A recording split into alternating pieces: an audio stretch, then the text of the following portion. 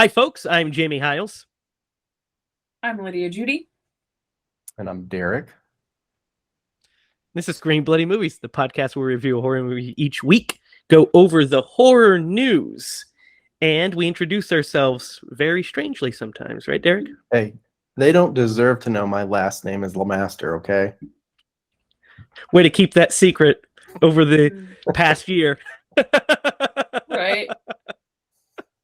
So our Especially role. with your Twitter handle of D-Dog Lee Master. Yeah, see, that totally throws them off. How are you guys doing tonight? Doing good. Doing good. I wish this was Ready to a talk mug about of this beer. movie. Yeah, I wish I had a mug of beer as well, but I do not. So I'm drinking soda, which is bad for you. I should be drinking water. But what are you gonna do? Yeah, no, I'm the same. I'm in the same boat. I'm Oh, look. a nice, refreshing glass of water tonight. That does I look thought it would be refreshing. an iced coffee, so I thought it looked like the glass looked like it was part of the ooze canister from Secret of the Ooze. So it kind of does. yeah. The top there. Man, I'm telling you, at one point in my life, somebody that I know has owned a glass that had that pattern. That one that she just had. Yeah. Actually, there was a scene in this movie where I was like, we used to own that couch. Mm-hmm. There's a scene in this movie where I was like, we used to own exploding birds. Yeah. It's very natural for your pets' heads to fall off or My explode. pets' heads are falling off. Well, he was pretty old.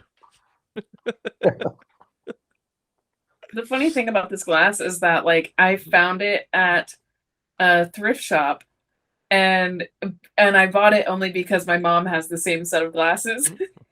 So, like, I kind of grew up with these glasses, but I was like, aha, now I have one. There you go. It's like super random. There's a specific Actually, I glass bought a whole box of different glasses. It was a full box. It wasn't just that one, but there's it a helped specific convince glass me. that there's a specific glass. Well, not a glass, but a cup from my childhood that always reminds me of my childhood. It's these plastic tumblers that are like have ridges on them, right? They're like bumps and they're different colors. Like, so it's like a Michelin Man style bump. You know what I mean? Like bloop, bloop, bloop.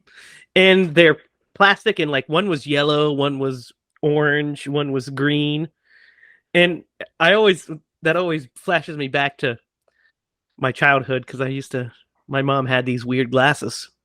We also used to have those cool ones, Batman Forever glasses from McDonald's. Those were awesome. Had all of them. Even Two-Face and the Riddler. Glass stories, I'll tell you this one because it's going to like fill in the gaps a lot. Welcome to Screen Bloody Glasses. Yeah, so this was totally a product of the times, but my grandma, who was an alcoholic, used to have a beer glass, and her can of beer just never quite fit into this beer glass. So she always had a little bit left over, and she would totally like give it to us kids. She'd be like, "Here, you want to drink the rest of this?" Folks, the 80s were a different time. Yeah, that's what I'm They were saying. a It was a different product time. of the times. If I'm that like, story you doesn't know, tell you, this movie will six. inform your opinion of the 80s. Taking sips of my grandma's beer. So That's great. That's great. Something else. Nothing like a good old. You know what? I remember my aunt or my cousin used to smoke, and I'm pretty sure she still does. But one time, I grabbed a hold of her cigarette, and she's like, "Well, you're gonna smoke it," and she made me puff on it, and it was the worst thing ever. And that's why I don't smoke. That was it. I was like, "Oh." That's the most disturbing thing I've heard all day. That's why I secretly sneak cigs behind Derek's back. Man, I found out that a girl I dated would smoke like when she would drink. And I can't tell you how like much I wanted to just wash my mouth out with all different, you know. You want to do that scene from Ace Ventura? Yeah, exactly. That's exactly. I almost grabbed the plunger. Catch your clothes on fire. Yep. I used to date a girl that smoked. Not the best. Mm. Not the If you're a best. smoker, thank you for watching our podcast. We enjoy your company. Oh my gosh. Derek Okay, do you thinks you're a guys remember disgusting these? individual. I don't I'm think gonna share you my know, to each their screen. own.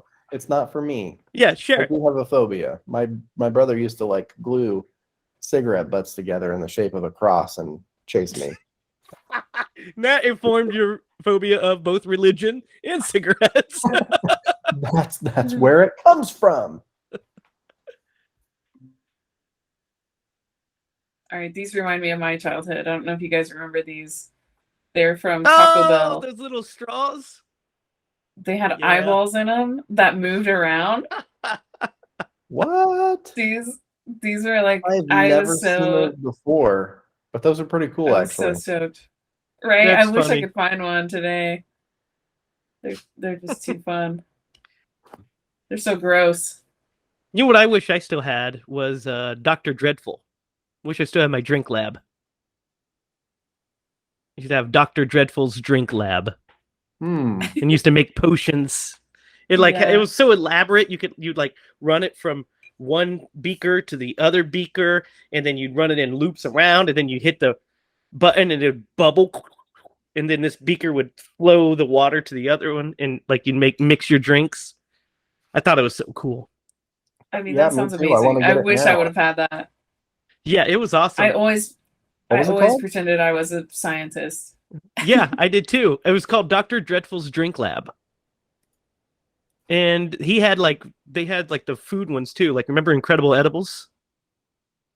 It's kind of like Yeah. Incredible Edibles, where you like make your own little like worms and gross gelatin dudes and then eat them. I don't know if I would buy this to drink it, but there is a Dr. Dreadful Drink Lab refills that you can buy on Amazon or no, on eBay eBay? for $8. Yeah, I bet you they're disgusting now. I mean, that know. was like I think that's like 30 years old at this point, or at least 25. At least 25. Yeah, that's pretty gross. It was rad back in the day, though. All right, guys. Now that we told stories that are riveting to our listeners, I'm sure. Let's get into the horror news.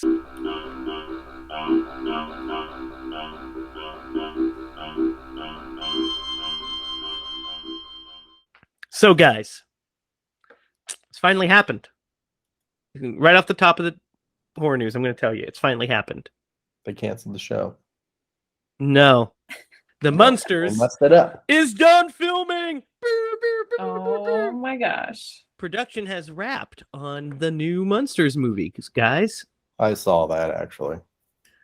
So that's great news, right?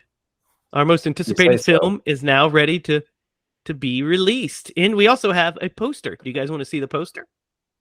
Might as well. Let's see it. Don't pretend like you guys aren't totally stoked for...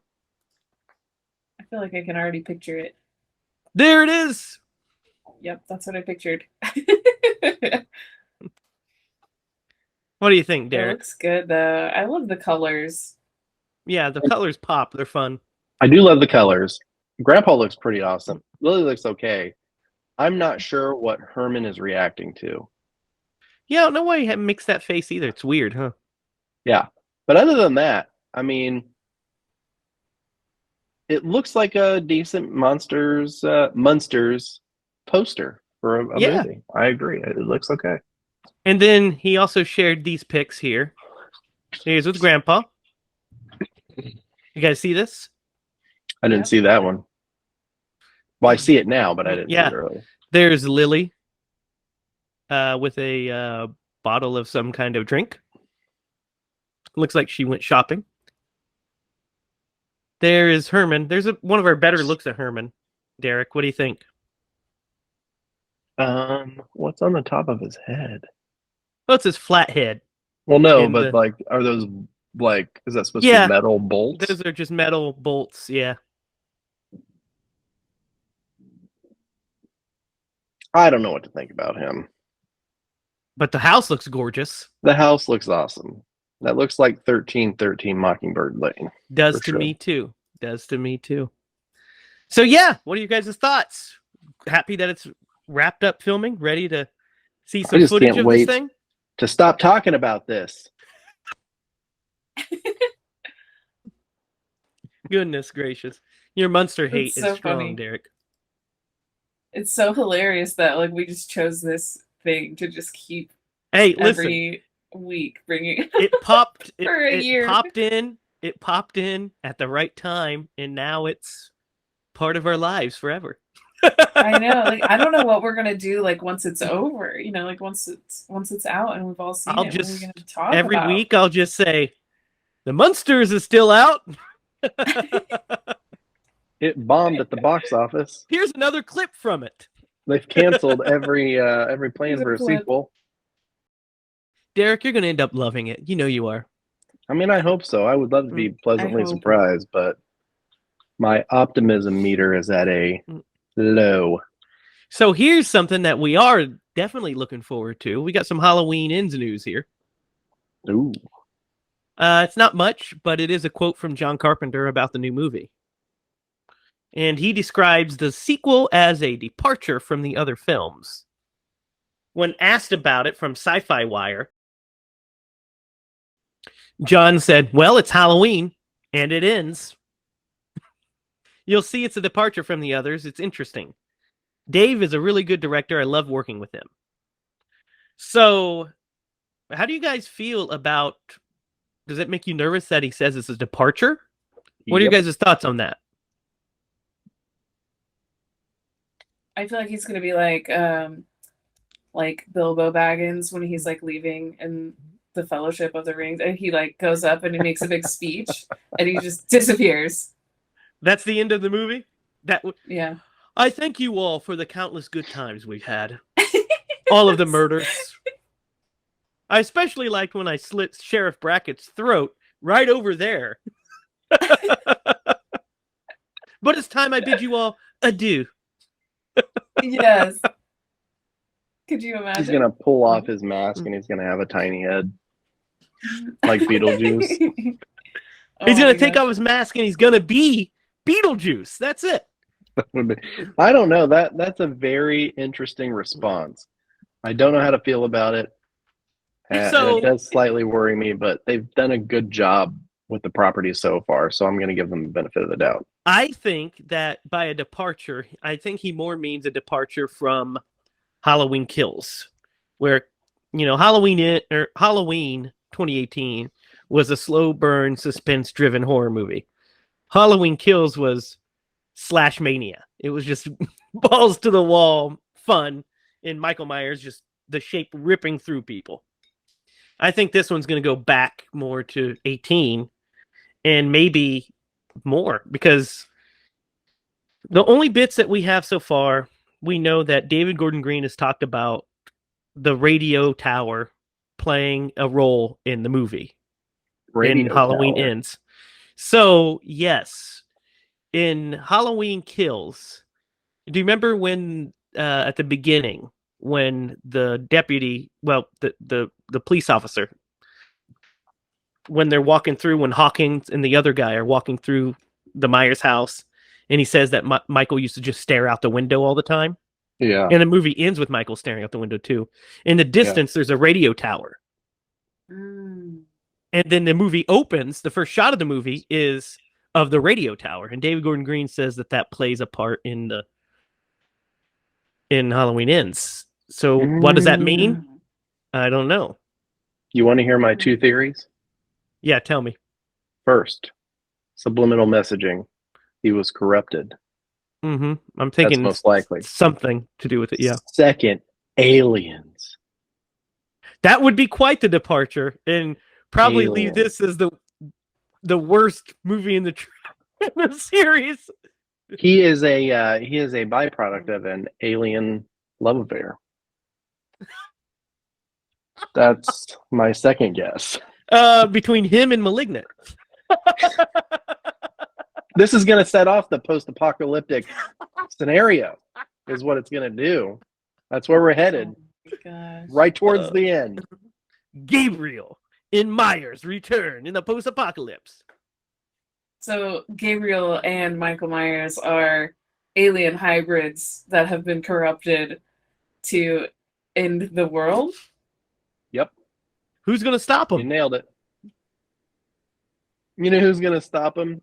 The bounty hunter from Jason Goes to Hell. He's dead, bro. This was before he died. So it's not a post-apocalypse. You know what? They're gonna make it up as they go. It'll be fine. Listen, don't ask your logical questions. Yeah. Get that stuff out of here. Or maybe it's his cousin. Not And they Creighton are- Duke, but Drayton Duke. Drayton Duke. And they're part of the Duke clan of evil bounty hunter killers. Oh my god. We cracked it. Yeah, I don't know about calling it the Duke clan. But, yep. That's a miss on my behalf. Yes. It definitely is. So this is interesting news. We got some Scream 6 news. Hayden Panettiere doesn't think Kirby fans will be disappointed. Here's how she revealed about Kirby's return. She said, I called them up myself and I was like, so you guys don't happen to want to bring Kirby back, do you?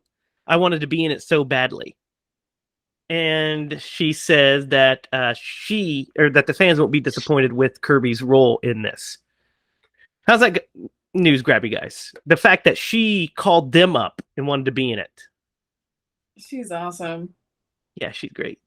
I mean, if you're looking from an outside looking in, she hasn't done much lately, so I could see why she would want to be that. But also, like, there's a Kirby following. Big fan base for Kirby. Yeah. Okay, I'm gonna have to Oh, yeah. rewatch that just to like refresh my memory of why that would be a thing. But Kirby is one of my favorite characters in the whole series. she was good. I like Yeah, her, but I don't know she's that great. it would warrant a fan base. But Yeah, who am I? well- I don't have a fan base, so I don't know. I don't have the recipe for that. You have your D-Dog acolytes. So what you guys are going to start D-Dog acolytes, guys. D-Dog acolytes. Follow Derek around. What are the Scream Bloody Movies fans called? Do they have a cool name? We need to come up with one for them. Or does it just happen? Do they just come up with it? I don't know. You guys come up with it. Because Derek will come up with something like Bloody Heads or something. Yeah. Might be Billy Stillies. You don't know. Yeah, he's great at nicknames. So you guys come up with it. And then tell us what you guys are called. Bill, if you're watching, I love you, man. Guys, we got some Final Destination 6 news. This is similar to the John Carpenter quote. This is from one of the writers from the original movie, Jeffrey Riddick, and he's talking about the new property and said the good thing is Craig Perry's on it, who's the godfather of the project, and they said that it's going to switch up the formula. Basically, he said that I will say that it's not just going to be another one of we set up a group of people, they cheat death, and then just death gets them. And there's one wrinkle that we kind of added to every movie to kind of change it up a bit. This one is a true Final Destination movie, but it doesn't follow that kind of formula. I think I can say that much. What do you guys think about this? What does that mean? How would you switch up that formula? Right? Like, I don't even know. I mean, the whole conceit is that death is coming, right? I mean, that you cheat death and then death like fixes itself and writes the, history, so to speak.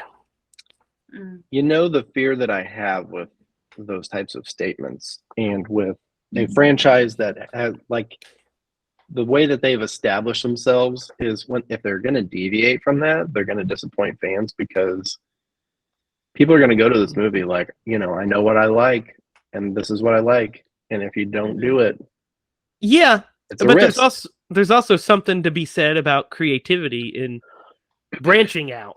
Yeah, for there sure. is. If it's done, like they if it's done Would well, want to take that. then- Yes, if it's done well, if it's done in a respectful way of the franchise.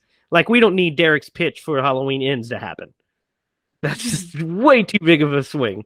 What are you talking about? But, if he does something similar and different, we'll see.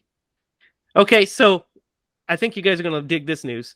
Highfire is a new series starring Nicolas Cage that's described as True Detective meets Swamp Thing. I'm in. Enough said. I'm ready for this. So it says, once upon a time, dragons ruled the earth, and Lord Highfire ruled the dragons from his ire. But this is not once upon a time. This is now. And now all Lord Highfire rules is his shack in Louisiana's Honey Swamp Island. Highfire has become a plain old Vern. By day, he hides out among the alligators, watches cable TV, and drinks obscene amounts of vodka to pass the time. It isn't much of a life, but he's alive to live it. And Vern is prepared to do whatever it takes, even if it's violent, to preserve his own hide. When Vern's world collides with a human teen named Squib, who becomes mixed up in some trouble while running booze for a local mob, their mutual struggle for survival becomes entangled in the most unlikely of friendships. What do you guys think of this? I'm down. What network is this going to be on? This is for Paramount Plus. Another one. Yeah. What do you think, Yeah. Lydia? It sounds pretty interesting. I like the idea. I'll have to judge off of a trailer probably if I am gonna watch it or not. But it could be pretty good. Could be good. It, sounds like right up our alley for sure. And we're waiting with bated breath for the first footage of Dracula to come out of Renfield. Mm-hmm. Mm-hmm. So yeah, I'm always down for a good Nick Cage movie. Sarah is not. She's not a fan of the Cage, but she can be wrong from time to time. One thing, I am so happy that Nick Cage was able to persevere and has kept his career intact. I he's love great. his work. He's a great actor. Yeah, even when he goes next level. Even when he goes next level. Especially when he goes next level. All right, guys, this last bit of news is something so silly, I had to share it with you guys because this was news to me. So there's a sequel coming out to a 2020 movie that we've got to check out. We've got to check this out. The sequel is called Ouija Shark 2. It's a sequel to Ouija Shark. I'll show you this image from it. Is it about a ghost shark? I'm just dude, it is about a ghost shark. Look at this image. Oh Ouija my Shark. God. Oh, it's glorious. It's something. I don't know if glorious is the. I'm more interested in the picture next to it. Of course you are. Ouija Shark, the synopsis for the first one is: a group of teenage girls summon an ancient man-eating shark after messing with the spirit board that washes up on the beach. An occultist expert must enter the shark's realm to rid this world of the deadly spirit ghost once and for all. Man. There's a theory that if you give a monkey a typewriter and infinity, they will write Shakespeare. I feel like this is the early work of the monkey. What do you think of this idea, Lydia? I love it. I think it's fantastic. We're definitely going to have to do this sometime, right? This is the kind of stuff that I think about, just when I can't sleep. I'm like, what if there's like animals have ghosts too? You know, like what if there's this animal ghost running around? And then like shark ghosts? Come on. It's Yeah. brilliant. I love it. Hey, this is the type of movie that Scream Bloody Movies was created for. So Yes. Well, if we're gonna do that movie, we're definitely gonna do Rawhead Rex. Derek, we already did goddamn Lumberjack Man. We have no Yeah. bottom. And you know how successful that was. True, So true. It was Oh successful. my It gosh, was successful. he's gonna throw that in our face. yep. It wasn't as successful as The What Conjuring the 2. heck? Which I'm pretty sure that I suggested. Oh, Oh. after Lydia already suggested Conjuring. Hey, Yeah. that doesn't mean anything. Those That all doesn't mean count as anything. my counts. At least half. You know what? I'll give you a quarter. Thanks, buddy. You're Appreciate it. welcome. Oh my god. If So- we went through and tallied all of our likes for each person, who do you think would have the most likes? Well, it'd be Derek because likes. I don't know about likes, but if we're views, Or it'd be Derek. Views. That's what I meant. I yeah. mean, Conjuring 2 Yeah. has like well over like 7,000. So it would be by a long margin. Oh yeah, by a good large point. margin. Good point. Yeah, but I get like a quarter of those. Yeah. Get a quarter of those. Well, Derek did also pick Critters, and it's currently sitting at a whopping like 13 views. Thanks, guys, Hey, for that one, by the way. You know what? It's early, okay? It's early. We got to help Critters out. It's good. It's funny. Watch it. It They is saw it. surprisingly good. I forgot how good that movie was. They saw it, Mm-hmm. and they're like, oh. Hey, just know I have the box set, so there's Critters 2's coming down the pipeline. Yeah. Yes, it is. Anyone who sees the cover of that movie and doesn't immediately want to watch it, I don't even want to talk to that Dude, person. Yeah, you're not I my was thinking the friend. same thing because the cover art to Critters, Unfriend me. the It's cover so art to good. Critters is beautiful. Yeah. It's When I so made the beautiful. thumbnail this last week, I was like, that's such a great poster. Like, we should have I spent wanna 15 get minutes him- talking about that. I'm gonna get him tattooed. Maybe on my we face, would I have think. 20 views instead of. Yeah, we popped it up. It went up. It went up. It was at 7 for a while, so it moved its way. All right, guys. It's time to talk about tonight's movie, which is the 1985 sequel to Wes Craven's masterpiece of horror, Nightmare on Elm Street. So this is 1984, Jack Holder's 1985 sequel, A Nightmare on Elm Street 2, Freddy's Revenge. Freddy, don't look at me like that. Don't look at me like that. Yes, I'm talking about you.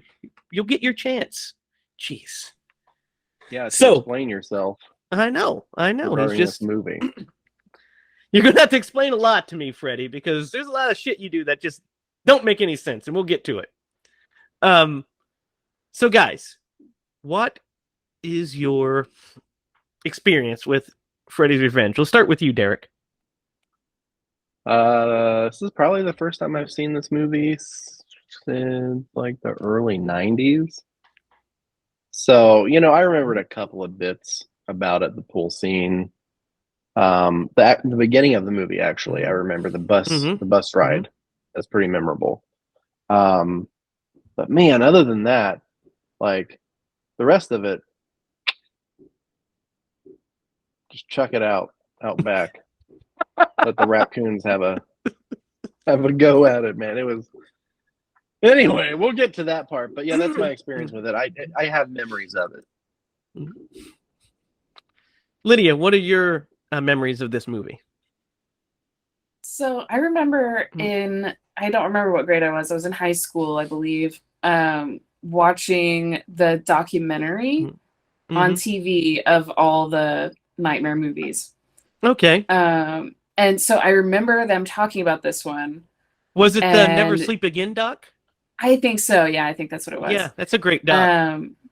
It was really good, but a lot of the people kind of were making fun of this movie pretty harshly, and I was like, I gotta watch this movie. So I watched it after I saw like all of these criticisms about it, you know. But I did so of course, you know, going into it having like all these criticisms in my head, it was kind of like we just kind of like laughed it off and um but it was interesting rewatching it, that's for sure. Mhm. So, yeah, I mean, I watched this with all the other Freddy movies when I was way too young to watch them. But this is one I watched least, and it's because I didn't own it. I didn't own it. I owned Nightmare, I owned Nightmare 3, and I owned Nightmare 5. So those were the ones that I rotated and watched all the time. So Nightmare 2, the first time I remember watching it was at, I think, a cousin's house, a cousin's or a friend's house, or one of my mom's friends, and you know, they were like, "Oh, we're gonna be out here playing cards or whatever. You pick a movie to watch." And I was looking through the movies, and I saw Nightmare on Elm Street 2, and I was like, "Another Freddy?" So I put it in, and I watched it, and you know, I thought it was okay. I liked it. Not enough Freddy for my liking, of course, which is a problem with that one. But so I was like, "Oh, okay, cool. I liked it." I thought it was fine. There's some weird stuff I didn't understand. Now that I'm a 36-year-old man, I still don't understand some of the choices that were made with this movie. Mm-hmm. Not the subtext, which we'll get into. I mean, some actual plot decisions, which just are mind-numbingly stupid. But we'll talk about those. But yeah, it was one that I didn't own for a while, so it just would, you know, I would only catch it like if I remember when I was in high school, I rented all of the Nightmares that I didn't have because I was going on a marathon of them. So I watched it again then a few times, and then I bought the DVD set and I watched it then, and then I bought the Blu-ray set and I watched it. But and the problem is it's not, I mean, we'll talk about the rating of it and everything. It's not that it's a terrible movie. It's just not Nightmare on Elm Street. It's not, you know, what we think of as Nightmare on Elm Street. So it is a black sheep of the franchise for sure. So you have to be in the specific mood to watch Nightmare 2. You have to put on your camp hat and lean into the campiness, and then throw continuity completely out of the window. And then you can enjoy this movie for what it is. Let's start with this. On Facebook, this week, we released a Did You Know trivia bit. And let's start with that piece of trivia that Robert Englund was almost not Freddy in this movie. Can you guys believe that? No.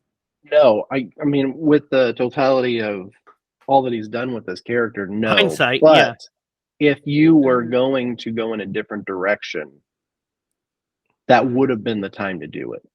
Yes, early would have been the Right. time to do it if you were going to.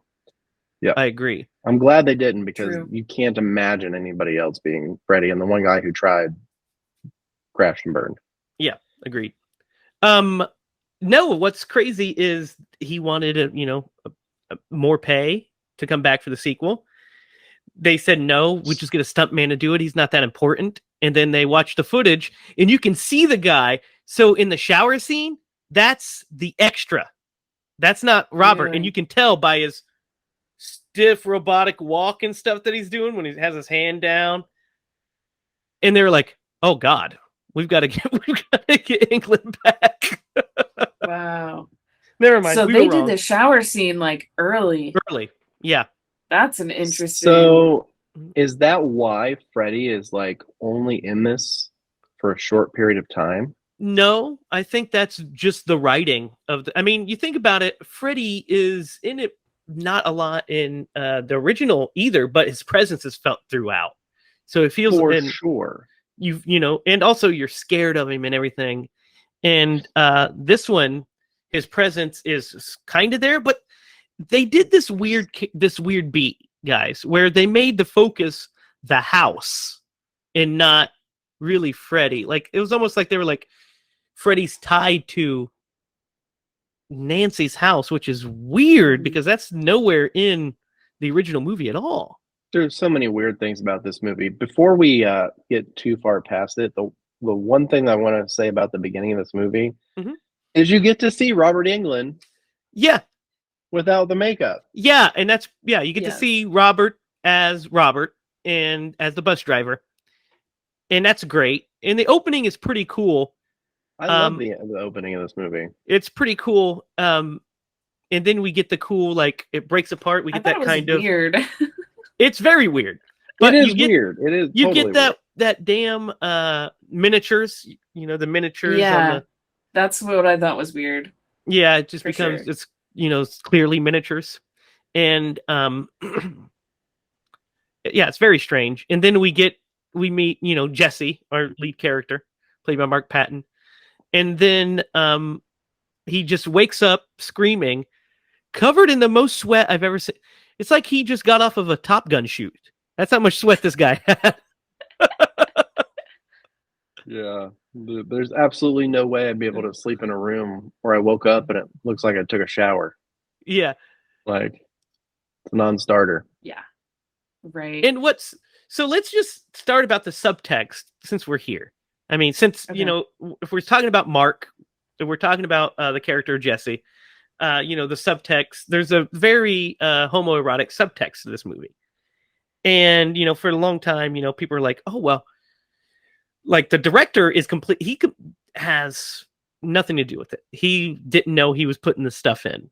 The writer said that it was supposed to be subtext, which is David Chaskin. Yeah. Mhm. He said, it was supposed to be subtext, but, then it became text. But what's really funny is I don't know how anybody could have watched this movie and just not see it.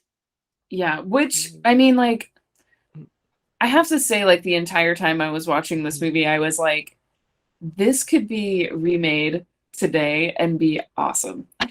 Yeah. Like, if they change things, if they keep continuity, there's some big problems I have with the story itself. mhm. The subtext doesn't bother me at all. I think it's great. Maybe that's what it is. Maybe this should have been a different story. Like, it shouldn't have been a Yes. Freddy story. It No. should have been its own thing, and it could have been Mhm. glorious and fun and fine. But trying to crowbar Freddy into this is very weird. weird. It's just because it's the problem is nothing meshes together, right? Like they're just like kind of trying to put a square peg in a round hole, and this, to their credit, this is only the second movie. They don't have a franchise to look on for this, but they could have at least watched the first movie and said, "Oh, okay, so these are the rules. Let's follow them." Instead, they're like, Mhm. didn't follow any of it. Yeah. It's But- so weird. But it's really funny to me, like,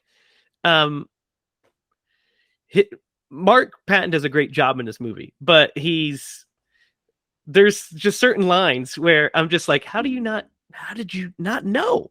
Like when Grady is making fun of me at one point, he goes, "Shut up, Grady." Yeah. I was He's like, very sassy. yeah, I was like, what? Guys, come on. And then I don't know. I mean, I would say it that way. I would say it that way. And then the dance scene. Let's just talk about it, since we might as well talk about it. This dance scene is so 80s and ridiculous. I don't even know what to do with myself. It's silly. It's very silly. Like Yeah. I'm like, why did you film this? It's like they just watch Risky Business and they're like, you know what? I want a dance scene 1000% what it was. in this movie, just like Tom Cruise. But they're like, instead of like making it make sense naturally, we're just like, Jesse, go upstairs and clean your room. All right, Dad. And then You can't go out. You can't do anything until you unpack all of your possessions. yeah, that's it. I was like, yeah. I was like, what? Why? Why? Like, how does that make any sense? Like, He pours the stuff in the drawer and he goes, "How do you Yeah. like that, Dad?" yes, dude, I really Honestly, do. I like that scene a lot. The just only do. issue I had with the scene was when he had like that firecracker thing. You know what I'm talking about? Yeah, yeah, And it was, I mean, it was very obvious what he was yeah. Using it simulating. as a phallus. Yeah. Yeah, and so that was the only part I was like, well, it's a little too on the money. But Mhm. other than that, I mean, it was fun. Those No, glasses, I can't the wait to buy a glasses, pair. dude. The glasses are just too much for me. When he puts them I'm on, gonna he's see if like, I can find them on eBay. and I'm just like, what is this?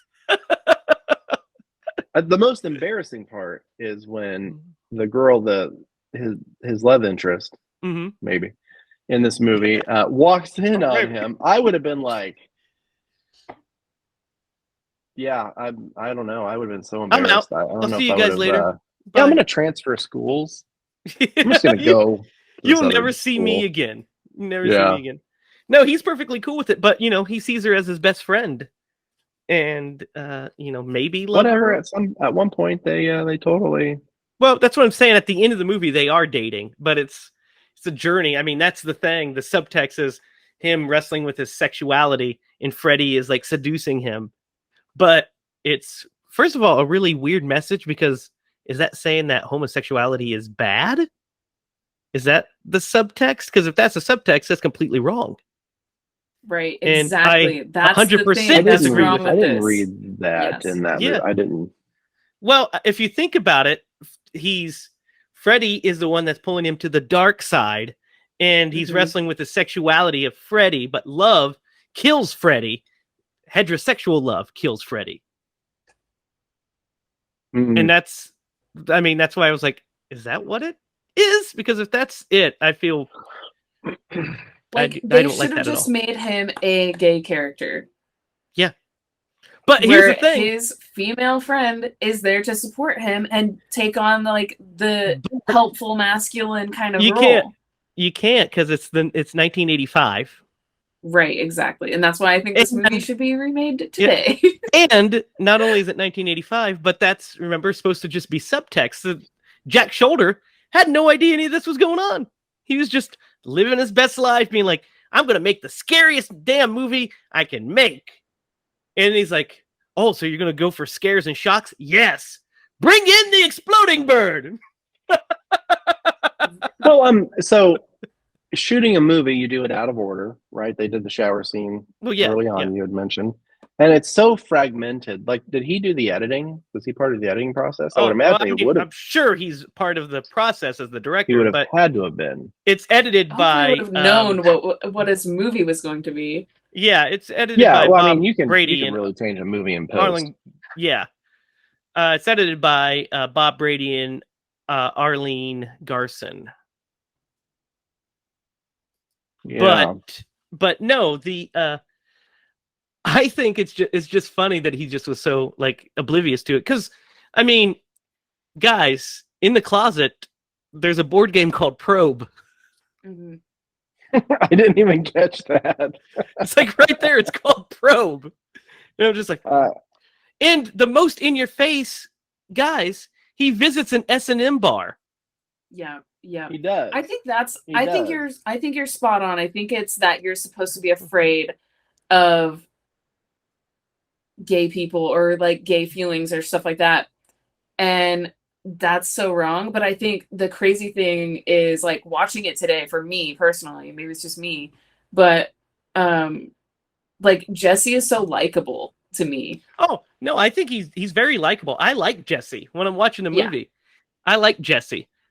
Mm-hmm. I don't like the writing at all. Right, exactly, yeah. Because the plot here's my biggest problem with the movie, guys. My biggest problem is the lack of continuity with Nightmare. Like Freddy is killing people outside of their dreams. So in the beginning, it really kind of great.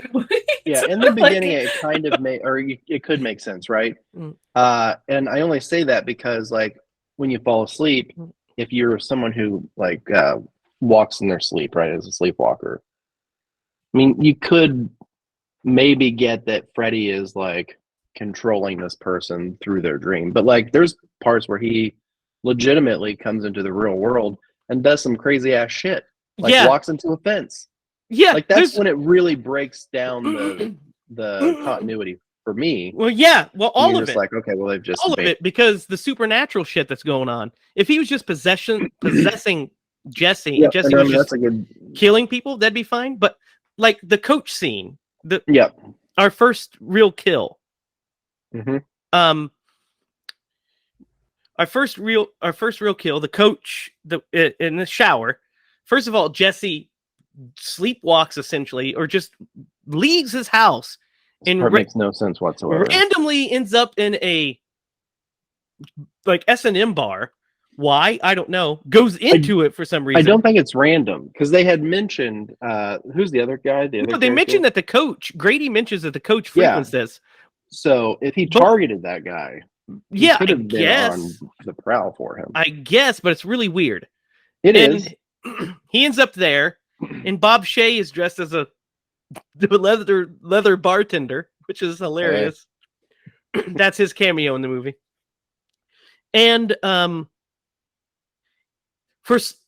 inexplicably, the coach is like, "What are you doing here? Come back with me to the high school and do laps." No. This part, yeah. He doesn't even have fucking shoes on during this part when he's running pisses laps. me off. What kind of a teacher catches you at a bar, regardless of the bar, about to take a drink, and then takes you back to the high school at night, like 11, 12 o'clock at night, has you run, and then tells you to hit the showers? Wild. He's it's a wild. kidnapper. He's a kidnapper for one. He's an abuser. Like there's Yeah. a lot of things wrong We with know this he's character. He's abuser. definitely Yeah. using it. Yeah. He's using his power. But it's just The power hilarious. dynamic there. I would 100% have said, "Go fuck yourself." Yeah, I'd have been Yeah. like, you know what? Call the police, asshole. Yeah. Make Go a fuck yourself. scene. Like Yeah. this, it makes no sense at all. And then the shower scene, you get to just sit through and watch that, which is just weird as hell. That's what I'm saying, and this is the biggest I don't know what problem. you're talking about. So It's perfectly normal. that we just someone have would get randomly strapped up with a- well, first of all, the coach is being attacked by balls, Yeah. but randomly just stuff's flying at him, and he's just chewing his gum and watching it. I was like, what? Yeah, I know. No sense of is urgency. this? Yeah, like, man, this is some crazy shit. I'm gonna get out of here. Yeah. So he ends up We were- getting. Go We ahead. were trying to figure out if this was a dream. Like me and Jake were like, "Oh, this is a dream," and it wasn't. It's not. No, What? it's not. And that's What? the thing. It's not, because then he ties him up with those jump ropes. They pull him, and then he gets tied up to the shower and gets his ass whipped with a towel. a lot of times. A lot of times. And then he just gets his back slashed by Freddy, who slowly lumbers into frame because it's that terrible extra. And then it cuts to Jesse with the glove on his hand, and he lets out that scream. Mm-hmm. Dude, that scream is. His scream he's definitely a scream queen, because his scream is love he it. totally legit. is. I love it. He's got a great scream, just so Yes. like piercing and loud. It's And so clear. good. You Very don't- clear scream. Yeah. It's so relatable. Like, tell me you wouldn't scream like that if you just saw all that happen. What are you talking about? I scream like this. Oh, You scream like a manly man. No, Okay, it sounds like you. no, Just know, had your if ill it's face. something like that, I would freaking Oh. I'd probably not be able to scream. I'd be like, you know, the scene in Right? Yeah. Abbott and Costello meet Frankenstein, where he first sees Dracula, and he's like, "Is the whistle?" That's me in that scenario.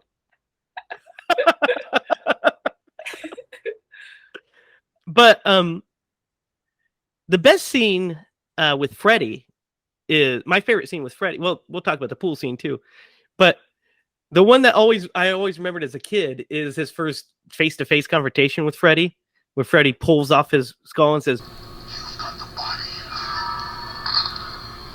I've got the brain."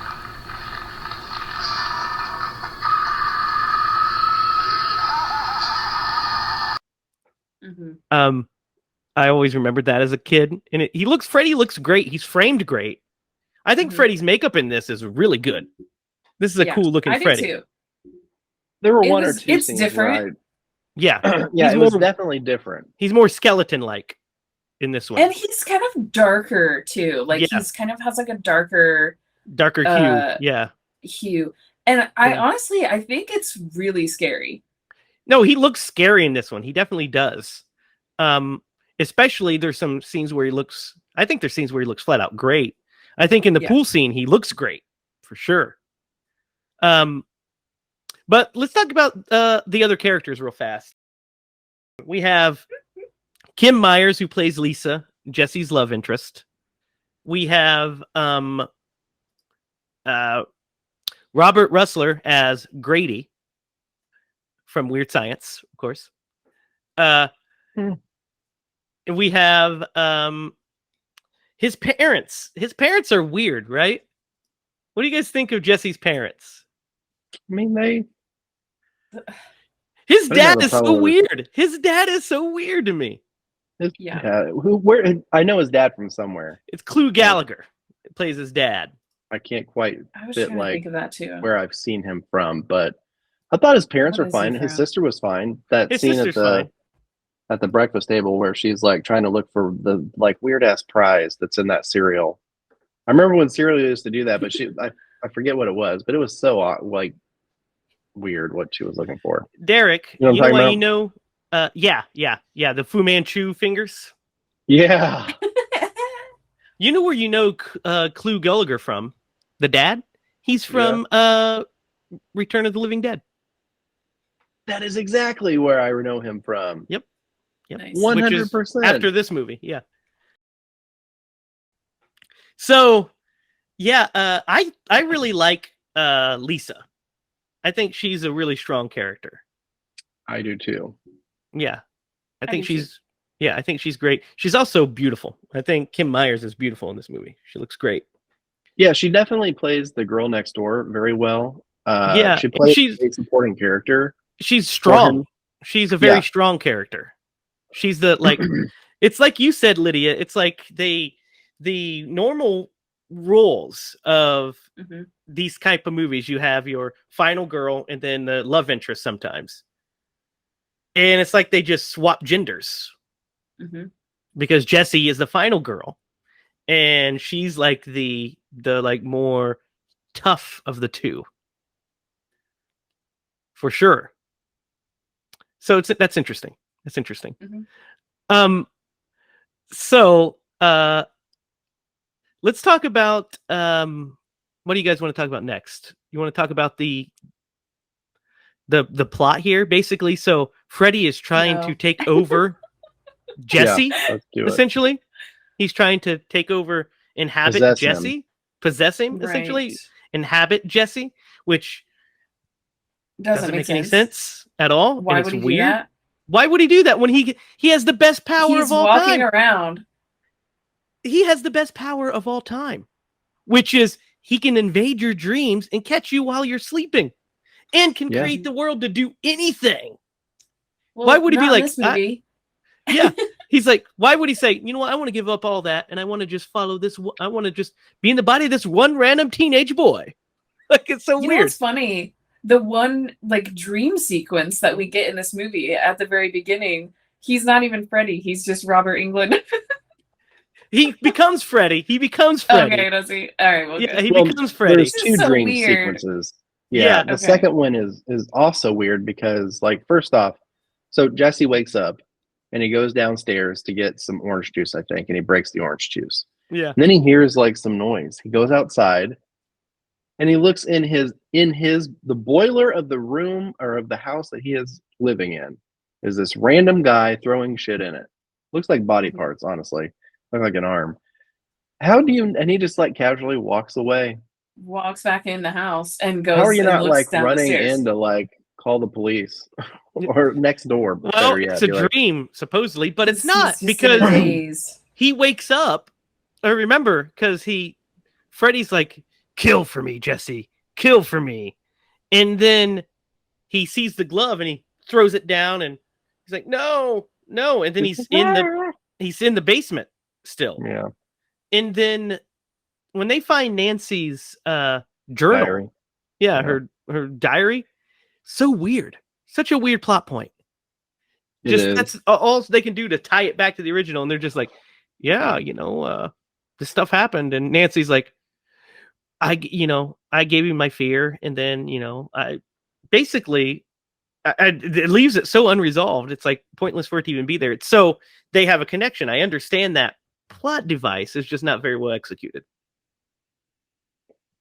And then, let's talk about my favorite scene. I've alluded to it a couple times. One of my favorite scenes, one of the most ridiculous scenes ever. Jesse's talking about how hot it is. And first of all, he wakes up at one point and his records are melting. Yeah, dude, everything is lamp. melting. I'm like, and they're like, no, it's perfectly fine here. What the fuck are you talking about? You guys would be dead if records are melting in your house. Yeah. So he goes downstairs and he's like, it's hot as a sauna down here. And she's like, shh, the birds are sleeping. Then all of a sudden, The birds start shaking. The cage does. They open it up. The one bird starts flying out and scratches the dad. And it's flying around the room. And then inexplicably bursts into flames. Yeah. Spontaneous bird combustion. What? I looked it up. What did we just watch? I'm kidding. I didn't look it up. It's not a thing. Like, what? Is this what passed as horror at that time? Because what is that? No. I'm Apparently. gonna say no. That's crazy, I right? don't even have anything to say about it. It's so off the wall. They're like all trying to just like play it off like it's because it's just hot in the house. Oh, it got so hot, a damn bird exploded. Well, I mean, they make a fix your lot house of for excuses. one. Yeah, Yeah. because there's a scene in the kitchen where the toaster catches on fire. Yeah. And the dad's like, that's the damnedest thing I've ever seen. He walks over, it wasn't even Which- plugged in. Yeah, which is like a thing for me because the dad keeps blaming Jesse for Sabotage did that. shit. the dad was like, you did this with a firecracker or something You with the bird. Put a firecracker on a bird. Yeah. So, and then he's standing by the toaster, which catches fire. And the dad is like, well, that's odd. Doesn't even blame the kid at all. Yeah. Like, he's been in this mindset of blaming Jesse for, like, sabotaging. And Jesse has multiple times said that there's some weird shit going on and trying to explain it to him. I would have at that point believe that there's some hauntings going on. But Something. there's this great scene that also makes me laugh when he says, when he and his dad have this confrontation, in the way Jesse says, you don't get to talk to me that way. And then storms out. I love it. Yeah. You don't get to talk to me that way. The sassiness. I love him. He's so great. It's hilarious. Great stuff. So I'm glad he said that too, because like characters don't stand up for themselves he stood up for to their parents in these movies. Nancy did. Nancy told her mom exactly what she could do. And then, after she smacked her, she said, after she broke her fucking vodka bottle and throws the hat at her, basically, go fuck yourself. Yes, I love Nancy it. doesn't play around. There's another scene with Parents the I wish don't Nancy listen. was in here. Yeah. When Nancy was he here. gets brought home by the police, by the way, he's just walking randomly Yeah. on the side of the road in the rain, and a coach just got Naked. killed, and how they don't connect these two things is just beyond me. But they bring him home, and his dad's like, I got 2 questions, and then we can all go to bed. One was, what are you on? What was the second question? I don't even remember. It was where are you getting it? Oh, where are you getting it? Yeah. Yeah. What are you on, and who you getting it from? And Jesse's just like, I'm not on drugs, Dad. Yeah, it's such a weird thing. So, but yeah, the fact that those police officers are literally just like found him walking on the side of the road naked. Thought we did it to you. Naked. How are you not like taking that kid to like some sort of like hospital? Like, he needs to be checked out. No one's It's the taking him home. 80s. It's the 80s. They're just like, might as well I take him guess. with his parents. Yeah. We don't even know what mental health is. No, they don't. You don't know what mental health is. No. Mom So, has an idea. oh yeah, what's her idea? She's like, he needs help, and we don't know how to help him. Oh, that's Like right. he yeah. needs. Oh, like, she does therapy say or he needs something. therapy. Yeah, and then he Yeah. says, "What this kid needs is a good kick in the pants." Yeah. And then he almost falls off a ladder.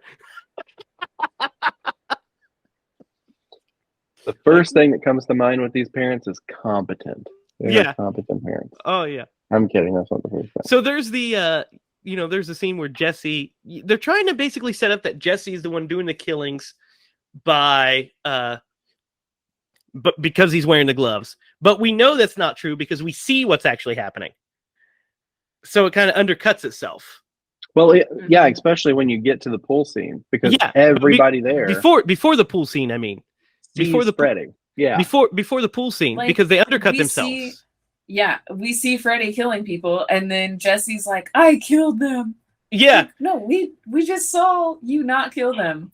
yeah. So we see him go to his sister wearing the glove at one point, and that's supposed to be the other seed of, because we hear Freddy talking, and then Mhm. it's Jesse, and then he's like, "Oh, like he's trying to get me," it's coming out. So we get the pool scene. Let's just get to the pool scene now, because that's basically the next big plot point. She's Lisa's having a big pool party, and Jesse's still depressed, and because he's like going crazy, he thinks he's going crazy, and he's sitting at the pool, and she takes him into or he goes into the cabana to like change, and he's like, "I'm just getting out of here. I'm not feeling it." And she's like, "Oh, you can do it. I'm here for you whenever you need me, Jesse." And then the sparks fly, and they start to kiss, and then they start like about to have sex. Like he's at least going to second base. He's trying to get to third base, and then Freddy's big tongue comes out. Gross. Yeah, big tongue comes out, and he's just like, "I gotta go," and runs off. And she's just like, what's going on? So The very That next gave me- scene, That gave me He Leech jumps on Woman his friend's bed. flashbacks. hang on. What? It gives you the Leech Woman? Leech Woman flashbacks. Yeah, kind of. I don't yeah. like Yeah, it. I It's could see that. gross. Yeah. So yeah, as Derek just alluded to, the next scene, he's at in Grady's bed, waking Grady up.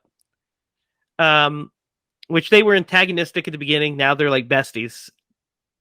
That was supposed to be the arc. We just didn't get enough built up to it, so we just had to fill in the blanks that they became besties.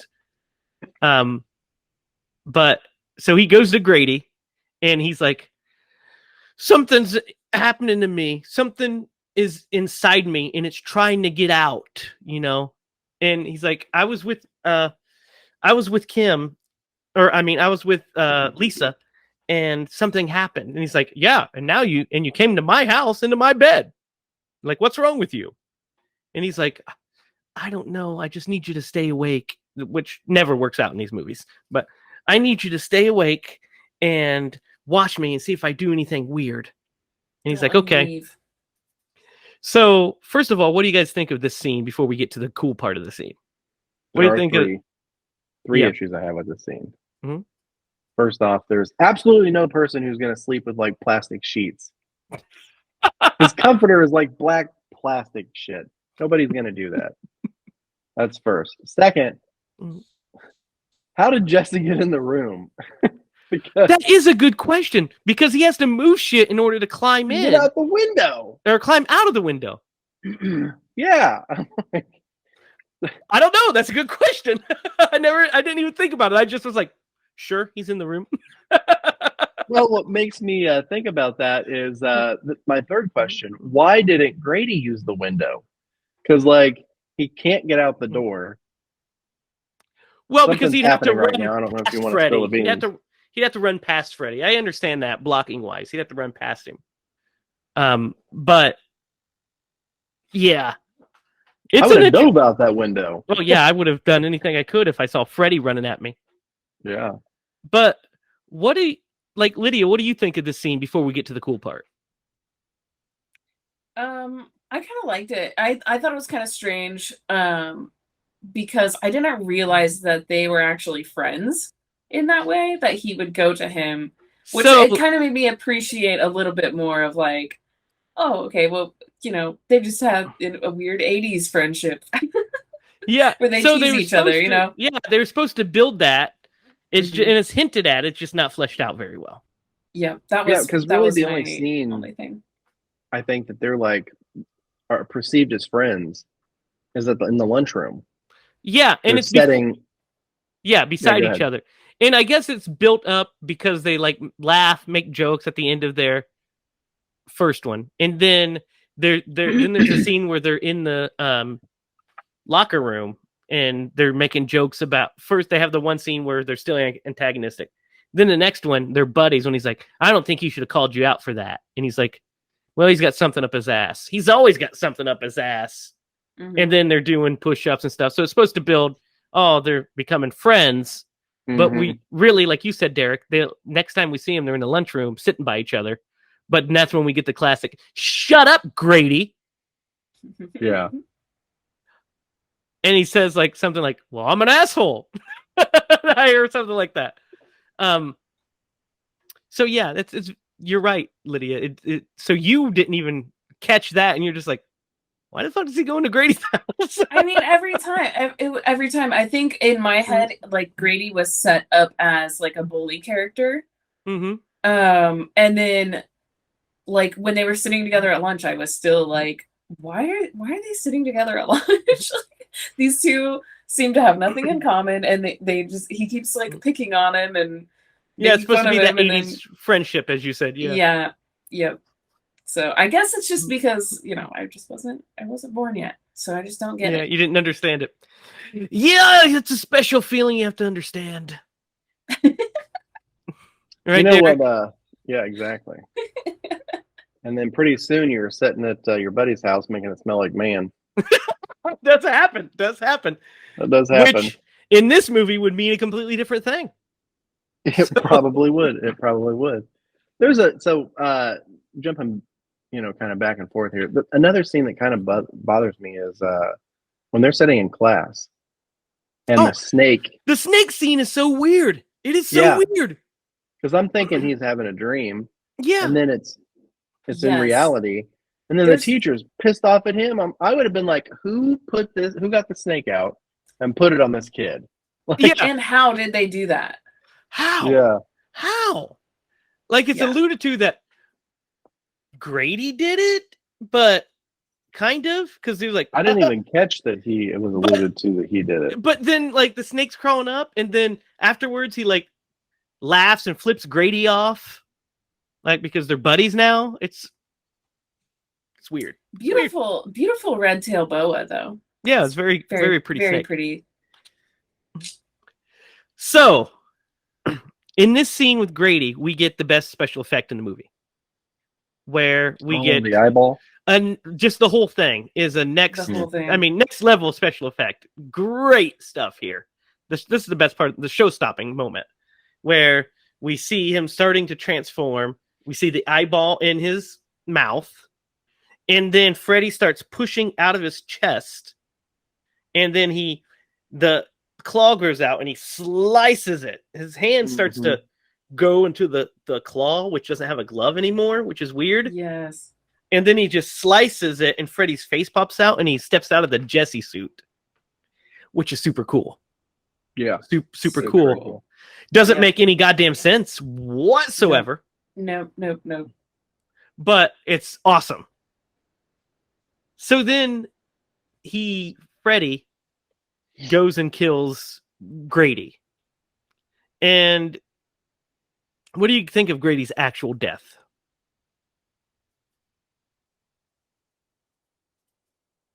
What does he do to him? He stabs him, and we see his claws go through the door. His parents are on the other side. He just stabs him, claws through. And then Jesse, of course, is like... And he looks in the mirror, and Freddy's in the mirror, and he's like, Mhm. ha ha ha ha! I did. And he's like, you killed him! Ha ha ha ha! See that, and it was a cool transition, a cool transformation scene, Mhm. and it was kind of undone by Yeah. the fact that Freddy's in the fucking mirror It's and he's completely standing undone. there with a yeah. So I guess we're supposed to think that Grady is asleep, and then Freddy wakes. But that doesn't make any sense. That's not the way it works. It's not what happens. No, Like he just. It really is weird because Grady sees Freddy. Him transforming into Freddy. It's not like he sees. Like if he were to see Jesse holding the glove and coming at him, Grady would have just punched him in the face because he doesn't fear him. hmm So he sees it's actually Freddy, and then Jesse. Then all of a sudden, like Jesse's back in control of his body, and you know what I mean. And then like he sees him in Yeah. the mirror, and then he escapes out of the window. Yep. Weird, right? It is weird. Doesn't make any sense.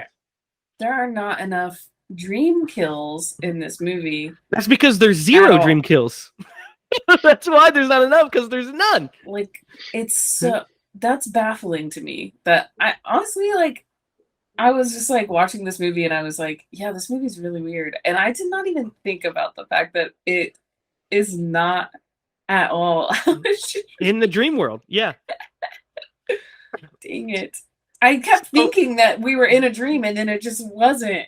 Like you just Yeah. never get the payoff of like them waking up from it. So Wait then, till we get to the next pool yeah. scene. So then we get to the big scene. Jesse comes back covered in blood, by the way, telling Yes. Lisa that Covered in paint.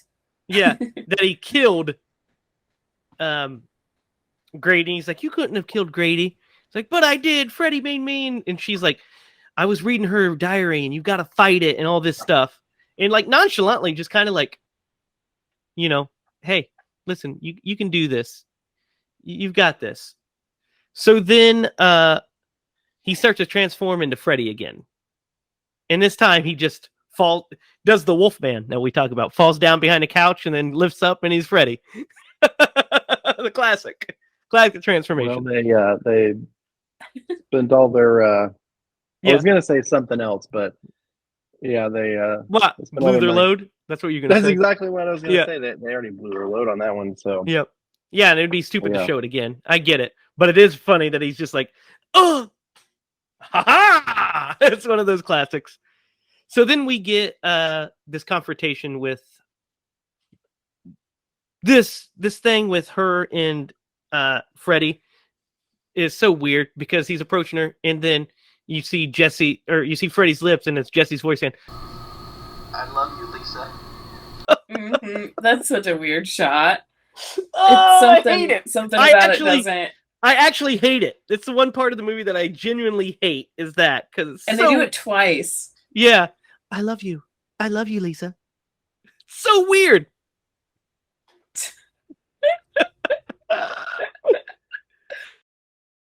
So yeah, and then she stabs him with the knife, and it just like bounces off of him, which is really weird too. it was But- kind of like he was a doll or something. Yeah, it's like, and then he grabs her and about to kill her, and then he can't do it because Jesse's in there. Remember? Yep. Mhm. I guess. So he jumps out of the window and then disappears mid jump. Yep. Out of the window, just vanishes. It's really cool. It's a cool Really shot. cool, like Makes no sense. It's nonsensical. Well, he They don't jumped tell you into this, the but, dream world where we don't get to see in this movie. Yes, yeah, the dream Freddy world that we didn't Krueger. see. not only worked at the power plant, but he was also a magician on the side. Yeah, because that's a scene we I'm didn't kidding. talk about. Is they go visit this boiler room power plant that Freddy supposedly Oh my worked gosh. at. Okay, Yeah, this whole that's idea not really exactly pissed right. me off. This was so dumb. She's Yeah, like, talk about okay, it. so she believes Jesse. Mhm. She's like, okay, I believe you that you are being like possessed by Fred Krueger, who is a murderer and made, like whatever, killed all these people. And then she's like, I'm just like trying to put this together in my head because she's like, she goes home and does all this research Yeah. and then brings Jesse without telling him to the place where Fred Krueger worked. Yeah. And they go in and she's like, this is a great idea. And then they're like, what did they expect? Clues? I don't know what they expected to find there. Clues. I don't know what. It's really weird because it's not like it's. I mean, maybe just him. Like maybe they expected him because they don't know that he lives in a dream world. Yeah, he's just in reality here. So maybe he's living here. I don't know. It really. Find him. It but only she says. She says, "I thought maybe you could make a connection with him here." Yeah, because she thinks. Why would you want to do that? Yeah, and it's really weird. I guess the only reason it's there is so we can go back to it in the third act because we need to introduce it first. So that's why it's there. I think it's from a writing standpoint. It's so poorly written. Yeah, that it's just bad. Makes absolutely no sense. So then we get the second best scene in the movie. Actually, I mean, up there with the best scene in the movie, which is the pool scene. Now let's take out the fact that it doesn't make any sense and it pisses me off because it breaks continuity and it's stupid. But there's some banger shots in this scene. There's some cool shit that happens in this scene. Like this is what you want to see from this movie. Yeah, we don't get enough of it. So Freddy jumps out and he starts hacking and slashing folks. We get that great scene where the fire's behind him and he says, which is baller. Freddy looks amazing in this scene. Yeah, real scary. And then nonsense just starts happening. The dad comes out to shoot because the parents are upstairs. They finally come down with a shotgun. She stops him from shooting Freddy. Lisa does because Jesse's in there. And then Freddy just kind of looks at her. Then he literally just walks past all of the kids. Everybody just parts so Freddy can pass. Just walks and then just like walks through the fence. in a flame, like into a flame.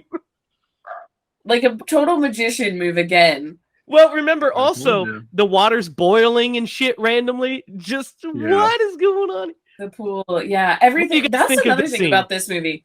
Does this happen in any other movie where like anywhere Freddy is, things start to like boil and melt? Only in the dream world when certain things, Okay. Like he can make, like, do you remember when Kincaid in part 3 is pushing up against the thing and he makes it burn his hands? But that's in the dream world. Not in the real world, that shit doesn't happen because Freddy has no power here. Yep. And the fact that she figures out that he only has the power that you're giving him, basically. Like the more you scream, the more powerful he is, the more afraid you are. He's feeding on that. Yeah. And she figures that out, and like still they do nothing with that information. Not until the end. Like, they do. It pays off a little bit at the end. But what do you guys think about the pool scene? Derek, what do you think? I thought it was pretty cool. I love the guy who tries to rationalize with him. He's like, "Hey, buddy, we're on your side. I'm on your side, man. What's going on? What do you need? Tell me your grievances." Yeah. And he's just like, "I'm gonna slice your hands off." Yeah. There's a great one where a dude's running and Freddy just stabs him in the stomach. Yeah. This scene was it was one of the better scenes in the movie. It was. It had some cool special effects and you got to see Freddy. But some of it didn't make sense, and all the things that you guys all of it didn't make sense. Yeah. The whole premise doesn't make sense.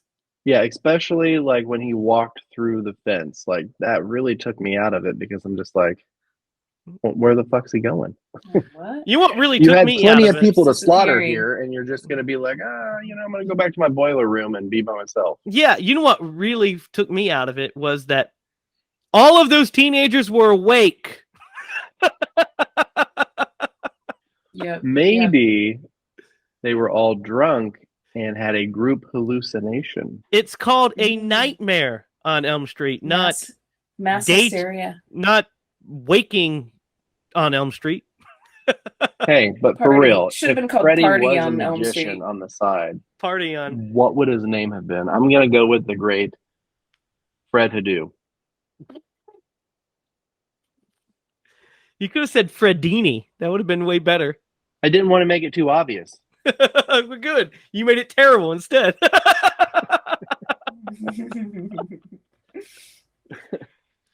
The Magnificent Kruger.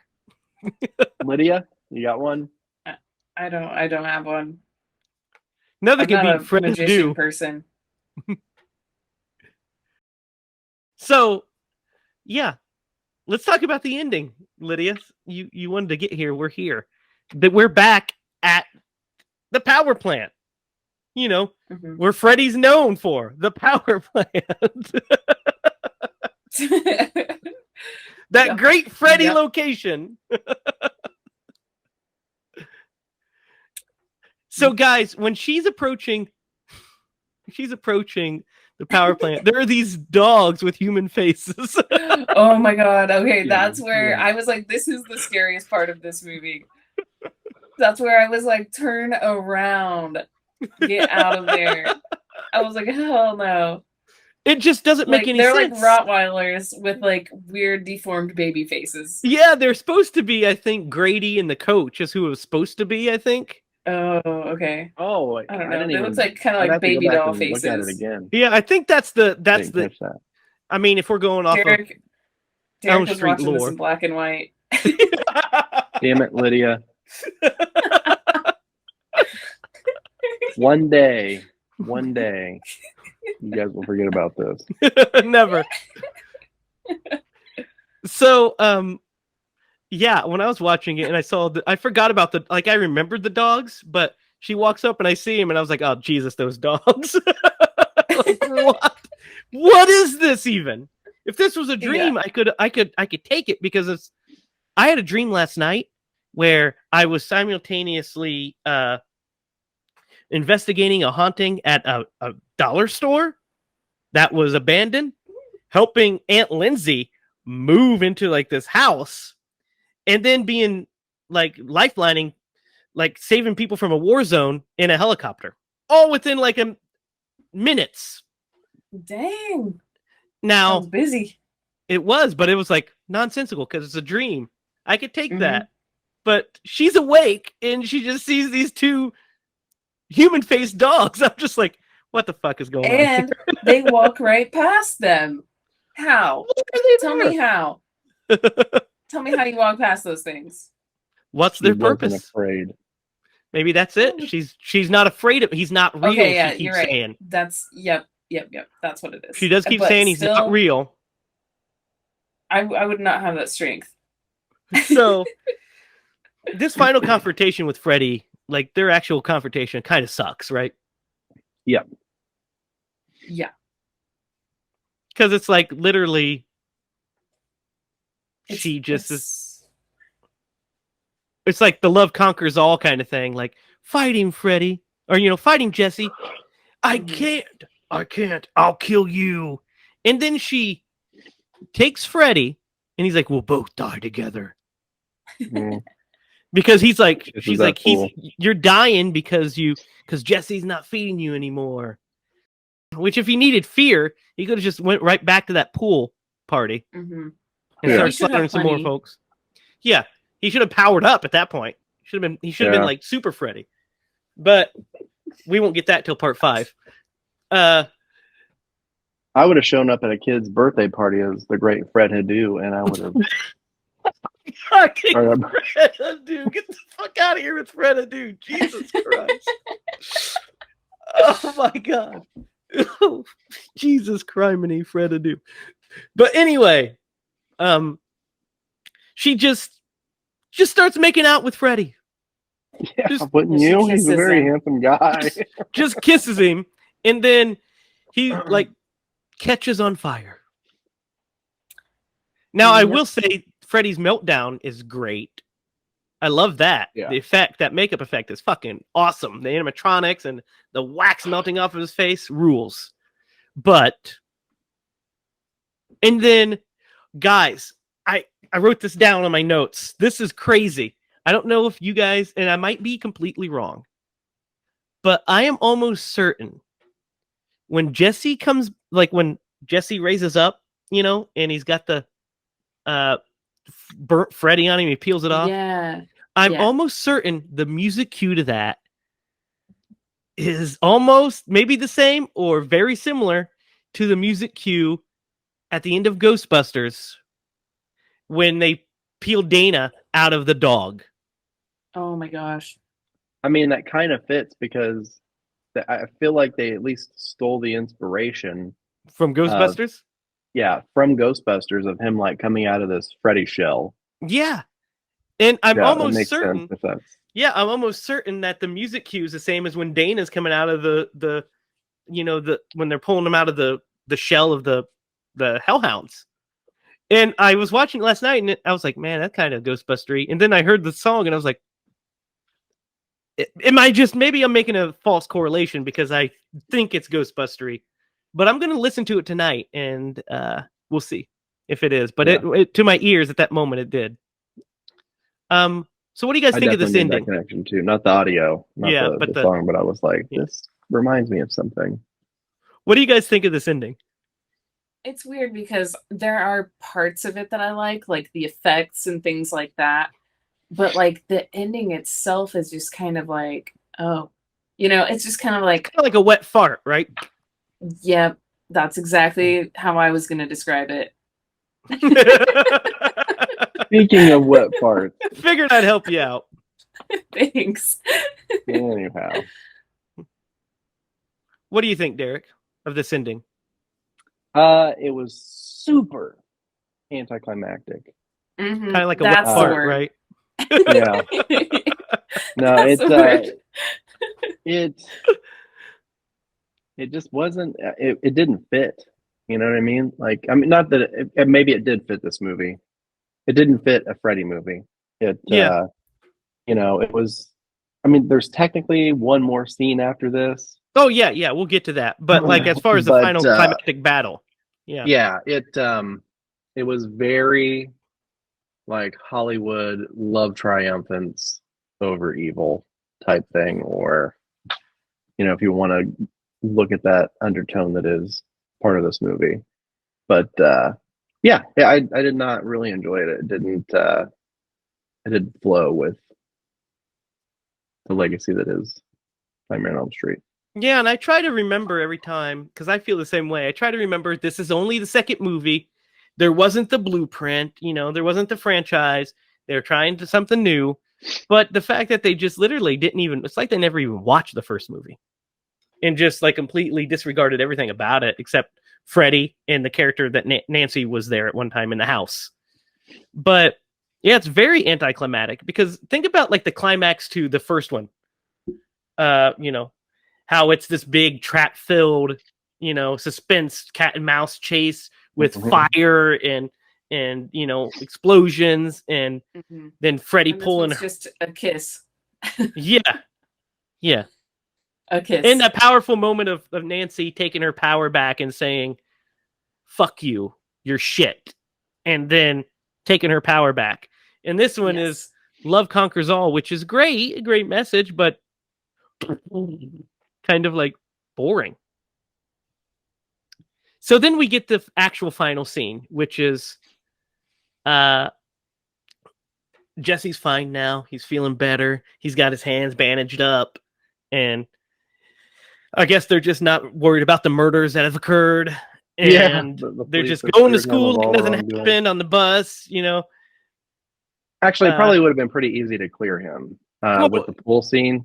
Clear him. You have all those witnesses. I'm saying that she's going, Lisa's going to school like nobody was just murdered at a pool party at her house and everything's fine. Yeah. What happened to his car?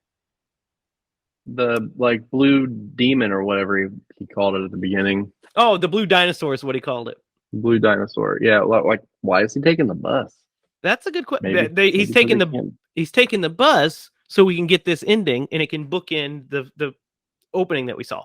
It's exactly why. I know why. I'm just that doesn't like in movie universe. Why is the reason? There is none. But so he's on the bus and then he starts to feel like things are going too fast again, and then he's like, we gotta stop the bus. And Keanu Reeves was like, it can't go under 50. Oh, sorry. Wrong movie. That would have been a much cooler ending. But the bus driver stops and he's like, oh, everything's fine. And throughout the whole movie, Lisa has this friend whose name I don't even know. What is this friend's name? She looks like a Cindy. She's just literally there. I was gonna say Laura. Please be Cindy. Let's see. God dang, I'm looking. Maybe Carrie Hellman. Yeah, Carrie. I was so close. Carrie was my next guess. So yeah, Uh-huh. she's just there, her buddy, and she leans over and she's like, "Yeah, Jesse, everything is gonna be okay." And then Freddy's arm bursts out, and they scream, and then the bus drives off, and the movie ends. What do you think of this final scene? If you're trying to make it make sense through the lens of this movie, I would have assumed that he just moved on to a new teenager, but then it's like, well, what's the connection to her house? Was that even a thing? Yeah. But like I'm trying to make it make sense. And that's the only thing I can think of was, I just moved on to the next teenager to try to possess and come through. Other than that, it was real shitty. Because the opening was pretty good. Then they went and they lit dog shit on somebody's porch on fire. See, I And thought the ruined everybody's beginning- day. Yeah, I thought the beginning was bad. Like, I did not enjoy the beginning, and that makes the end even worse to me because it's like at least the beginning was a dream. Like, I don't know if this is a dream or not. Like, what is happening? I don't know. Nothing makes sense anymore. Yeah, and if they wanted to make all of that shit that we went through make sense, then the whole movie could have been a dream, technically. Yes, But they didn't do that. That would make so much more sense. Yeah. Oh my But they gosh, didn't that do would that. make so much more sense. Yeah, the ending is not the They best. should I have mean, done that. it's your typical last scare ending, which is fine. Mhm. There's nothing wrong with that. I just really don't like that woman's acting right before it. Yeah, Jesse, everything's fine. Well, she's the fun one. Looks like she just got off she was on the Muppet Show or Well, something. And she looks 40. Well, that's casting slasher movies in the 80s. That's just I casting know, slasher but, movies in the 80s. Like, I mean, Jesus, like For the longest time, how old when was I was she? for the longest time when I was a kid, I thought teenagers, like 15-year-olds, looked like I thought they were supposed to look like they were 25. I just thought, Yeah. oh, when I turn 15, I'm gonna look like an old man. Yeah. Well, when you're that young, you have no you just have no clue, really. You're just No, like, it's really how funny. old are you? Are you a mom? Like, are you a dad? I don't know. You look They're like a you teenager. look like you're old. You look like you're old. Yeah. Yeah, you're older than me, so you must be a parent. Yeah, or something. clearly. Yeah, the ending is fine, but underwhelming. Like, it's kind of underwhelming. They do a similar ending, but it's not the very end, but they do a similar scare in the ending of part 5, which we'll get to. And also one of the weaker nightmares. So maybe they should not do that ending anymore. That's what I'm saying. But yeah, so that is Freddy's Revenge. Let's talk about Robert real fast. What do you think of his performance in this movie? Before we go to the ratings. I thought it was good. I think it's interesting. Like, I really wonder, like, where he was at in this. You know what I mean? Like, I really just want to know, like, how he was feeling about these scenes and about what was, like, the subtext and about the text and the, just what was going on with him. He I wonder. said because he he knew Freddy. He was Freddy. He always said that that he thought it was a pretty cool thing. He, Wes, he's like, I understand that people, they totally didn't follow Wes's story. and that's sacrilege. He's like, but there's some cool stuff going on with psychosexual homoeroticism that was really embraced in Europe, and he liked to be part of that kind of movement, the progressiveness of that. But like, I mean, surely he was just doing what he could and made every scene he could as great as he could. But this was only the second one. It's not like in, if it wasn't like part 5 or 6 where it's just like, you have who Freddy completely is as a character. There's some weird stuff. What do you think of his performance, Derek? For the movie the parts that he was in, I thought he did a great job. He wasn't in the movie very often, which you had alluded to before. If they're doing it right, he's not in the movie a lot, just in the crucial parts and like. But he should be felt like throughout. Yeah. Yeah, he should be felt throughout the movie. You're exactly right. So, he did a good job. Yeah, I think he's great in the scenes he's in. Yeah. I mean, his glee when he's like laughing and stuff is great, but it's like not in Freddy's character. It just feels like out of character for Freddy. The "you got the body, I got the brains" is great, and I love his contacts in the movie. I think his eyes look great. They had that like yellowish thing going on. The reddish thing in his eyes are really cool. But yeah, I think he's great, but I think He's always great. Yeah, he can't help but be great. He's great in Freddy's Dead, and we'll talk about that one eventually. So guys, it's time to rate Nightmare on Elm Street 2, Freddy's Revenge. Let's start with you, Derek. What are you going to give Freddy's Revenge? Well, I'm I'm gonna give it the only rating that JPP can give with one hand.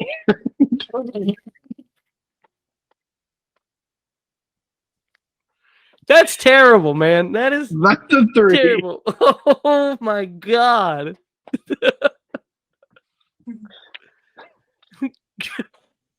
He killed himself. Look. Oh, that's so mean.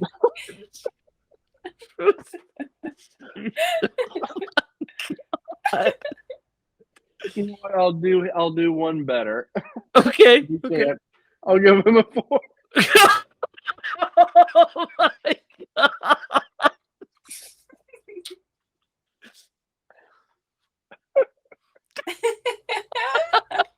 Oh my god. We might have to explain some context to Lydia, but I have no idea what you're talking about. There's a I've never seen Derek laugh so hard though. It's because he knows it's wrong what he's doing. He knows it's wrong. There was a football player who had a firework accident and blew off 2 of his fingers, so he only has 3 fingers. That's messed up. Look, he's laughing even harder now. oh my god. Don't judge me, people. Oh my god. Look, he's still laughing. It looks like he's crying. He's laughing so hard. I am crying. Oh man. I'm just gonna be like, are you What? crying? I was. What Oh my just god. happened? Well, so you're giving it a 4? Giving it a 4. Why'd you go up one? I had originally given, I'll be honest with you, I had given it a 4, like in my mind, and then I was just like, I don't know, for the moment, let's talk about Jason Pierre-Paul. I'm gonna make a terrible and terribly offensive joke instead. Yeah. Yeah. So just a 4. Don't think it's a. Why did you give it a 4? Why did I give it a 4? Yeah. I feel like, I mean, you guys touched on this. It shouldn't have been a Freddy movie. They should have done this in a more they just sort of went in a different direction. It didn't feel right. This doesn't feel like a Freddy movie. He's barely in it. The parts he's in it are pretty good, but the story is also really terrible as far as following continuity. And at this point, it wasn't what it is now. I get that, but yeah, it didn't feel right. Should have been a Nightmare on Elm Street movie. Lydia, what are you gonna give Freddy's Revenge? Dang, this is hard. I'm right there with Derek, where I'm like 3 or 4. You know, I and mostly because I think this movie is homophobic, and that really bothers me more than even how bad the plot is. It's not subtext. It's just out in the open. It's like, I just wish they would have embraced it and like made him like, I don't know. I don't even know if that would make it better. Honestly, this movie is just bad. I'm gonna give it a 3. Yeah. The effects are good, and we all love Freddy, so it's like I want to give it higher, but like, this is not very good. Yeah, I have that same. And that's my, you know, if I would recommend this movie to people, that's my rating. Like, how I maybe recommend a little bit of. Well, 3 is a pretty low recommend. Yeah. Yeah. I don't know. I'm kind of in flux on this too, because with the one reading, yeah, we have that reading that you just touched on with the home. You know, is it homophobic or is it embracing? But the plot's clearly not embracing it, right? I mean, that's right. It's not the thing. But putting all of that aside, it's just the story is not very good. The story's just not very good. I think the movie's competently shot. I think that there's some real standout scenes. The pool scene is standout. The meltdown is standout. Freddy coming out of Jesse is standout. So there's some cool stuff, but and I think Freddy's makeup is good. But yeah, it's just comparing it to the previous one and what we're gonna get into when we get into part 3. It's just, yeah, it's about a 4 for me too. I'm gonna give it a 4 as well. It's just, I also don't think it's as campy fun as I remembered it being. It's more just kind of boring. Then some stuff happens, then it's kind of boring again. And then when you start to think, when I, as a fan of Freddy, start to think about it, the continuity issues just I can't get past. I'm like, but none of this makes sense into my mind. So, even like you said, even if it did, even if it wasn't a continuity thing, the movie still wouldn't make very much sense. No, the plot just is not good. The plot that of Freddy possessing somebody is a terrible plot. It's just not a good plot. Freddy needs to, him using people is fine. That's what he needs to do. That's cool. But literally possessing somebody, like, and trying to take over their body is, why would he need to be in the real world? He has all the power. Why would he need to be in the real world? Don't like it. You're right. I agree. All right, guys. Now it's time for our favorite part of the movie, of Scream Bloody movies, which is we've got to Atkinization Freddy's Revenge. Thrill me. Who would the great Tom Atkins play in this movie? Coach. You know, I was thinking that too as a joke. Mm-hmm. I was like the coach, obviously. No, I don't know. The dad. Lydia, He'd have to play the dad. The dad. He would have to play the dad. That's who I was thinking too. Yeah. Yeah, I don't know. There's nobody else for him to play. It'd have to be Jesse's dad, because he has a bigger part and he'd make those scenes cooler. He'd actually make the exploding bird maybe make sense. Nothing can help. Why does the bird explode, guys? Not to mention, man, if he ever came face to face with Freddy, he'd be like, "Thrill me." Oh yeah, Tom Atkins would put up with no shit with Freddy. He'd put up with no shit. Yep. Nick Castle, if he was Nick Castle, or if he were Detective Cameron, be game over. So that is our Atkinization. Whose turn is it to pick? Lydia? Is it your turn? It's my turn. So Lydia, what are we watching next week? Guys, I'm not gonna lie. I was struggling to pick a movie. I was like, we gotta go through the movies, we gotta look at everything. What am I gonna pick? Something we've talked about picking, something. So I'm gonna pick something new. Okay. Something, just a little change up from our usual. I'm gonna go to 2015. Ooh. Okay, so kind of more on the recent side, and we're gonna do M. Night Shyamalan's The Visit. Oh, the visit. Visit. So yeah, The Visit. Okay. We're gonna do The Visit. Was that the one that was like? Is it a comedy? Is it a horror movie? Kind of. Yeah. I feel like they like. It's got funny did moments. Yeah. Yeah, I feel like when they were promoting the movie, some of the like previews were like meant to mislead you. Interesting. The Visit. I've never seen it. Good. I can't wait to see. I haven't your seen it since it reaction to came out. I haven't seen it since it came out, so it'll be almost like watching it for the first time. I feel like. I mean, that's how it was with a couple of the other movies that we haven't seen in a while, like last week's episode, Critters. It was like I was watching it for the first time. So, okay, The Visit.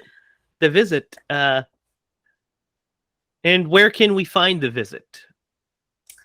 Oh, that's a good question. I own it, so I didn't really think that far through. I was just like, here's one. The Visit is currently streaming on YouTube, Google Play, Amazon Prime Video. So you'll have to rent it or buy it off of one of those great streaming services. So is there anything else we need to talk about with Nightmare on Elm Street 2? There's better ones to come. Yes, and we will be getting to those eventually too. Freddy, we'll do it, okay? Just quit hounding me about it. He's like, do the Dream Master. And I was like, well, Dream Warriors is next. And so you're gonna have to wait. He just likes Dream Master because he gets to wear sunglasses. He's all about the sunglasses. Next time you guys see him, he might be wearing some. We'll see. So guys, the movie is out on YouTube. There will be a link in the description to it. Also, it'll probably link on the watch of this video. So be sure to check that out. It's gotten quite a few views already. We wanted to get much more. Be sure to like, share, and subscribe, and hit the notification bell so you're notified for every new video we have released. The new Critters is out too. Check it out. Be sure to go to Facebook and visit us at HiLa Productions on Facebook. You'll get all of our news, merch links, little trivia notes, little funny bits that we put up every day or so. Be sure to follow us on Instagram at Scream Bloody Movies. You can follow us each on Twitter. You can follow Lydia at Lydia Spooky. Follow Derek at DDog Lee Master. You can follow me at Racket. Share, comment, send your fan questions in the comments below, or you can send them to Scream Bloody Mail. And once we get enough of those build up, we will do another mail episode and read your guys' comments. So we will also have an update on the new movie coming fairly shortly. We have some meetings coming up about pre-production, so that's on the way as well. Anything I forgot, guys? I think you nailed it. Nailed it. One take. So, if there's nothing else for Derek Lemaster and Lydia Judy, I am Jamie Hiles. And remember, if you're going to scream bloody movies. Thanks, guys.